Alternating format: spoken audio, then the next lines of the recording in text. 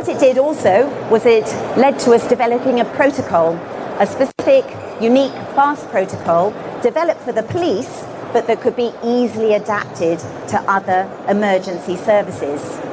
We began to see the vital importance of helping in every way that we possibly could, and we also developed a tools resources bank so that our practitioners were able to help and support anyone that came to us in a very proactive way, giving them the tools, the latest cutting-edge tools to help them with their future work, so that they weren't totally dependent on us. We're all about them gaining that independence.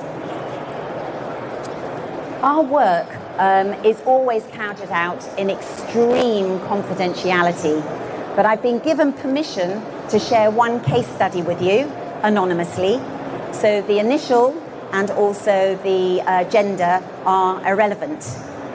It also gives me the chance to show you our development model in working. So Officer J was off work with sickness absence when she started her sessions with FAST. It soon became very apparent that she had symptoms of post-traumatic stress disorder. She was experiencing extreme emotional overload, and she had a sense of something was about to happen any moment. There was some gloom and doom in every corner that she turned around. So for that reason, as well as the 4 fast initial sessions, we gave her some more extended specialised trauma related sessions. Officer J had 8 sessions in total. After just 6, she was able to have a phased return to work. And after 8, she was fully back to work. And shortly after, she was promoted to a senior management position.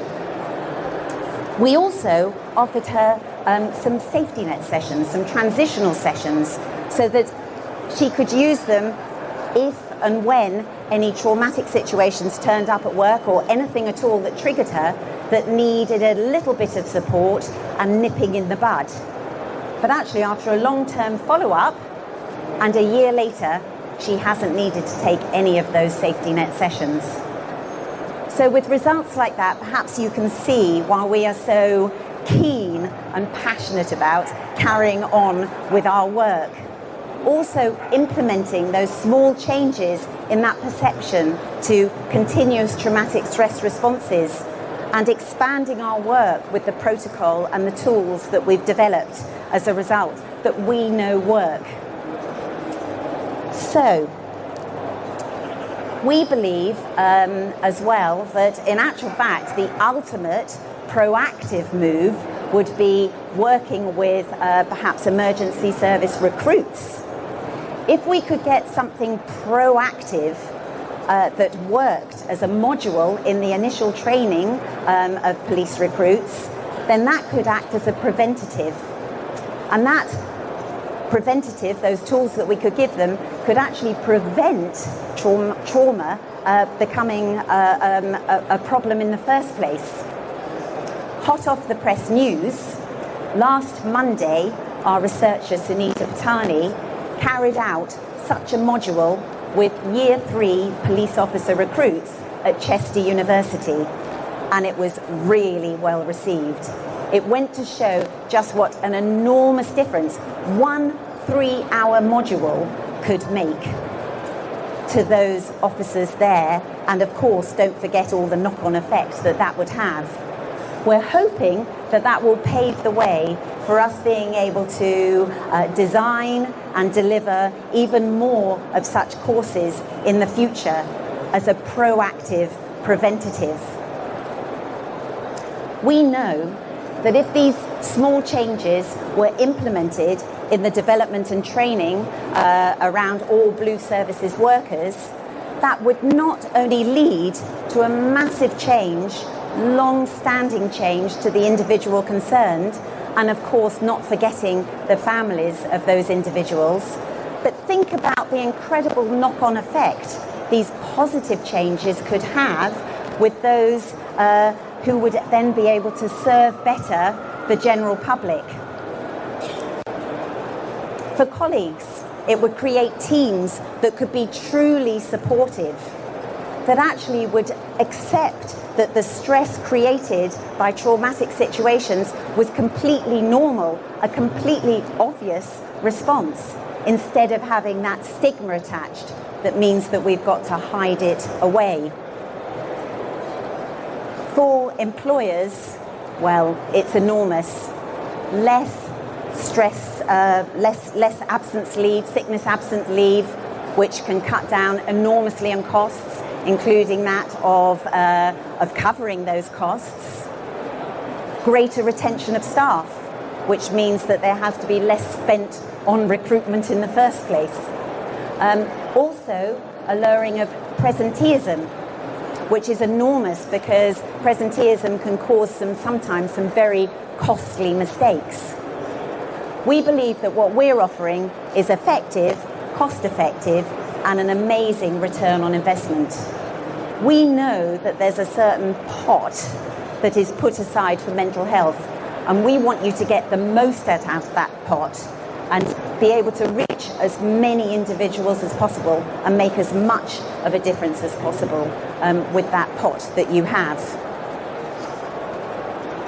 So, having looked at the changes in perception and how massively they can make a difference, what was that in my title about the fingertips being part of that traumatic recovery? Well, with FAST, what we use is something called emotional freedom technique, and I know some of you here will have come across EFT. And EFT is an evidence-based technique, and to boil it down to its absolute basics, this is what we and the clients do with our fingertips, tapping on certain acupressure points while tuning in and addressing client issues that they have actually put forward themselves.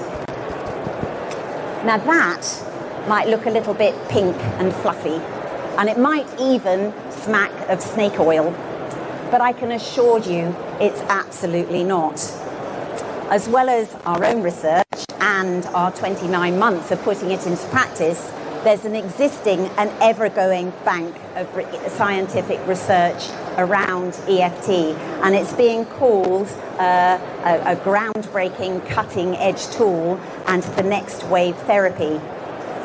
EFT came into existence in the 90s, but those acupoints that we talked about are around for thousands of years. In actual fact, it's the perfect blend of ancient wisdom and the latest scientific discoveries. So, and interestingly enough, actually its first recognition was with the Vietnam vets, who still, after 20 years of the war ending, was still suffering with debilitating PTSD. On using EFT, they found miraculous relief, miraculous recovery, and that lasted long term. There are lots and lots of research and case studies and also fascinating documentaries made about the difference EFT has made, the life-saving difference it's made to lots of veterans from Vietnam and every other war since. So what's this science behind EFT? Well, it's only in more recent years that actually we've had a rise in discovery in the science around quantum physics, around epigenetics, neurobiology, neuroscience, energy psychologies, all of which show the vital importance that energy, beliefs and perceptions play in determining our health and well-being. So that has actually, EFT lends itself, here we are doing what we're doing really well. There's been so much research. In actual fact, as of January 2022, there have been 310 research projects, and I'm being given signals at the back there, so I can't go into all of those, but believe you me, there are loads, and there are more and more and more coming out. I want to show you one actually, which is about PTSD and EFT. After just 6 sessions, 86% were below the clinical threshold for PSD, and that had a long-term result. And we think that's quite incredible. But however, we know that there are going to be a lot of skeptics around. There are no surprises there. It happens all the time with anything that comes new. I'd like to quote Charles Duell, the US Patent Officer, director in fact, who stated that everything that can be invented has been invented. And that was in 1899. Or perhaps we could go with Henry Warner of Warner Brother Pictures, who famously said in 1927, "Who on earth wants to hear actors talking?" You might not be surprised to hear that we've had a lot of skeptics amongst those who have come to us as well. But nevertheless, they've been willing to give us a go, because they might have not found anything at all that's helped up to now at the end of their teller, very often because they've had a recommendation from a colleague. And I've been given permission to share one of these.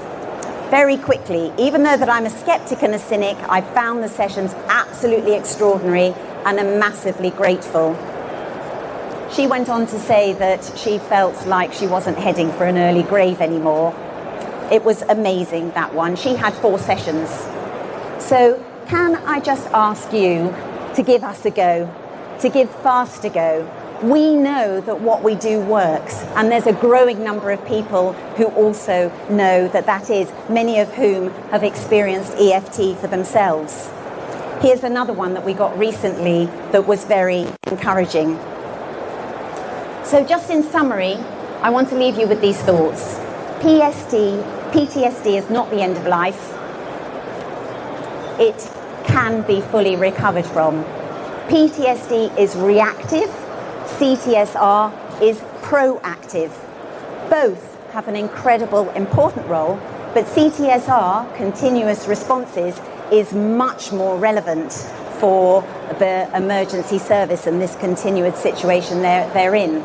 And as that proactive, positive thing, it can help to eliminate the stigma around PTSD and stimulate in the individual the will to recover and future-proof themselves against future trauma. We know that it works. It's not a disorder, it's a very normal response, and it just needs some help. So simple changes. We know that this mental health pandemic is not going to go away on its own. We need to join forces and collaborate. We have to continually stretch the boundaries and parameters. We have to respond, we have to challenge, we have to innovate in order to help here. And we know that by joining forces and by collaborating with others and contributing as much as we can, that in actual fact we can get those results. We can be and we can create the change that we want to see.